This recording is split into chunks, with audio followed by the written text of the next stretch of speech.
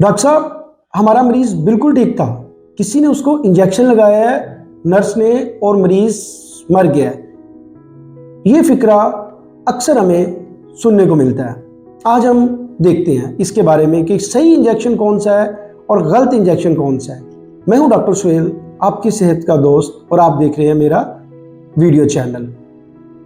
अगर हम इसको मेडिकली पॉइंट ऑफ व्यू से देखा जाए कि कौन सा इंजेक्शन ठीक इंजेक्शन है, सही इंजेक्शन है, और कौन सा इंजेक्शन गलत इंजेक्शन है, तो उसको मेडिकली देखने के लिए हम इस चीज़ पे पहुंचते हैं कि आया कि गलत इंजेक्शन क्या है। होता अमूमन तौर पे ये है कि जब भी मरीज़ आता है, उसको इंजेक्शन लगता है, तो उसकी बॉडी उसको अच्छे तरीके से रिएक्ट नहीं करती, उसको एक्सेप्ट नहीं करती, वो बॉडी के साथ रिएक्ट कर जाता है।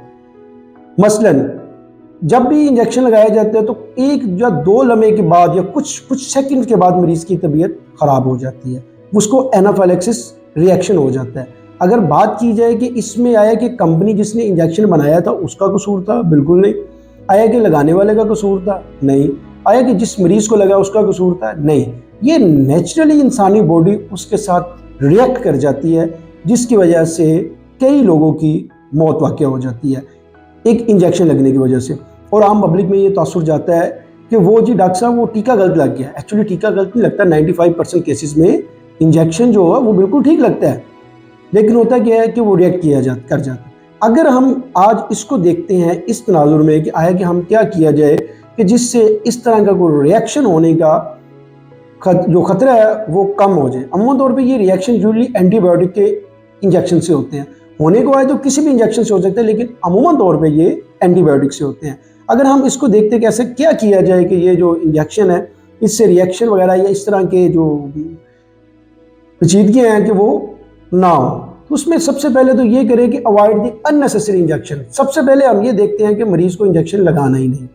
कोशिश करें कि हत्तुल इम्कान ये जो प्रैक्टिस है कि हमारे देहात में, शहरी इलाकों में, कि आप अस्पताल गए डॉक्टर साहब इंजेक्शन दिलवाओ, बस जो डॉक्टर इंजेक्शन नहीं लगा रहा वो डॉक्टर ठीक नहीं है, हमने डॉक्टर चेंज कर लेना। पहले तो ये प्रैक्टिस बंद होनी चाहिए कि आया कि हर मरीज को इंजेक्शन की ज़रूरत नहीं होती, सिर्फ उसी मरीज को इंजेक्शन लगे जिसको इंजेक्शन की ज़रूरत है।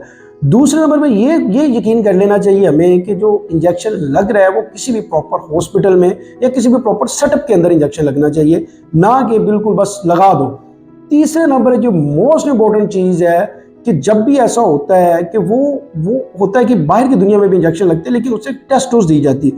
यूजुअली अमूमन तौर पे एंटीबायोटिक को बगैर टेस्ट डोज के हरगिज़ मरीज को नहीं देना चाहिए।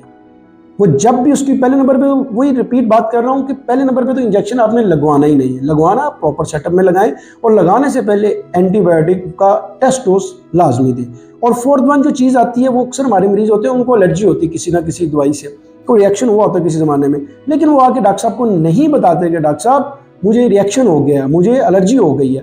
ऐसे मरीजों को चाहिए कि सबसे पहले आके डॉक्टर साहब से सलाम के बाद सबसे पहले ये बताएं कि डॉक्टर साहब मुझे फलानी दवाई से रिएक्शन होता है, फलानी दवाई से एलर्जी होती है, ताकि डॉक्टर साहब इसका ख्याल रखिए और उससे रिलेटेड कोई भी दवाई ना दे जिससे रिएक्शन होता है।